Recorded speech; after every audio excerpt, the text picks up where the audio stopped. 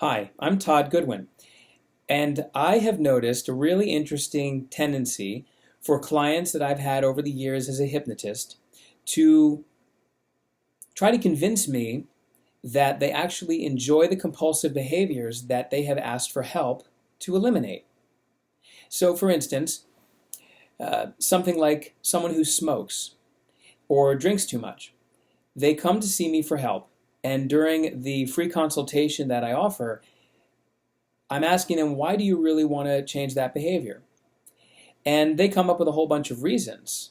It's causing me health problems, or I feel controlled, or I feel icky the next day, or it's expensive, or it's affecting my relationships, or whatever they might come up with. And then I ask, well, why are you still doing it if you know all this? Now, incidentally, I know the reason is that there's a subconscious benefit they're getting from it. And so whatever they come up with logically is probably not going to be the real answer. But I want to find out what they come up with. And very often the person will say, well, I really enjoy it. They'll say, I like smoking. Or I like the taste of whiskey, which is pretty much a lie in all cases if you've ever tried it. They might say, well, I like gambling. It's fun. Whatever it might be. Now, almost always, that's a lie. When you're stuck in a compulsive habit, it's not enjoyment that you're getting, but it's an alleviation of the uncomfortable feeling of not engaging in that behavior. So let's look at it a little differently. If someone says that they like to smoke, the truth is, if the person smokes a pack a day, out of 20 cigarettes in a given day, there may be 3 or 4 that are actually satisfying. That's just what I've found over the years when I've asked people. It's very few. 3 or 4 may seem to feel good, and the rest are just placeholders throughout the day. But the real question is that person really enjoying that cigarette, or is it simply removing the discomfort that they're feeling as they have that urge to smoke? Well, the truth is, it's the second.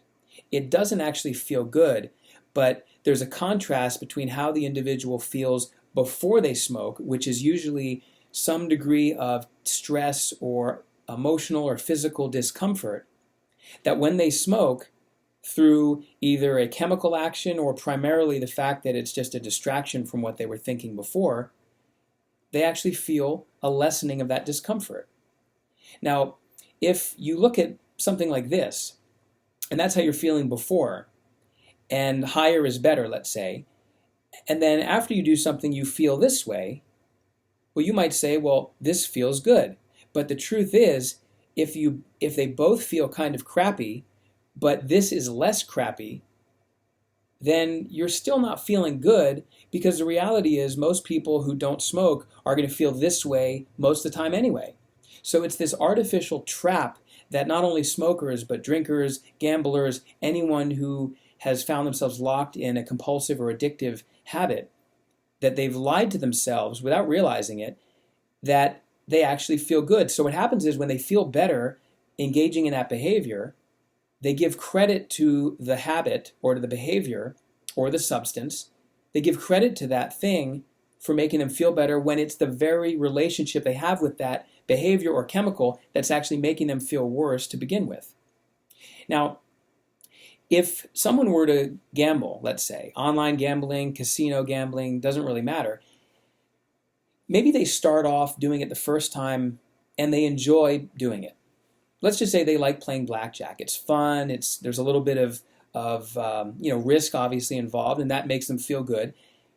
And it's one thing to do that. Like if you were to go to a casino and tell yourself, okay, I'm gonna spend $100 tonight in the casino, and that's it. Well, as long as you know you're paying for entertainment, the likelihood of becoming addicted to it is pretty low. But the moment you tell yourself, I'm gonna win, that's where the trap occurs. And then the compulsion begins to develop.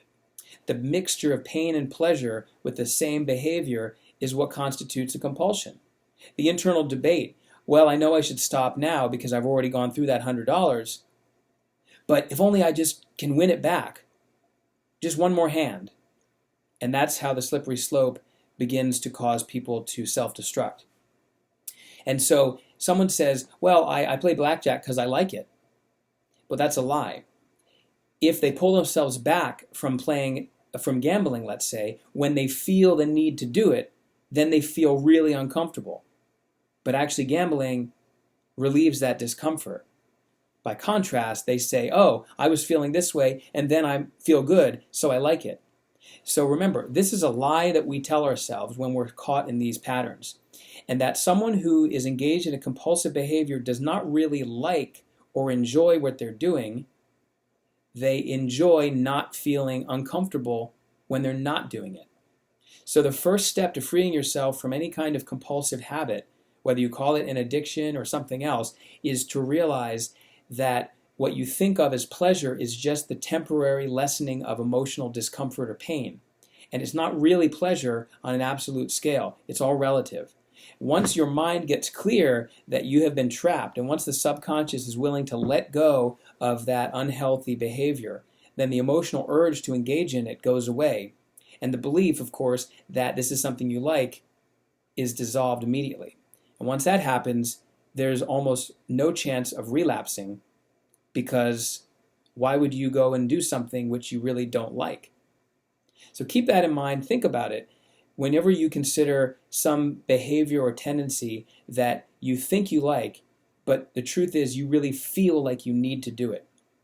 The key to having free will in this world is eliminate those things that you feel you must do and that you need to do, or else. And engage in those things for the love of them or for the challenge of them. And engage in those things willfully, consciously, wholeheartedly, instead of living a life of reactivity and compulsion, which is unfortunately how most of us live. So think about that, and remember to take back control of your mind and your life.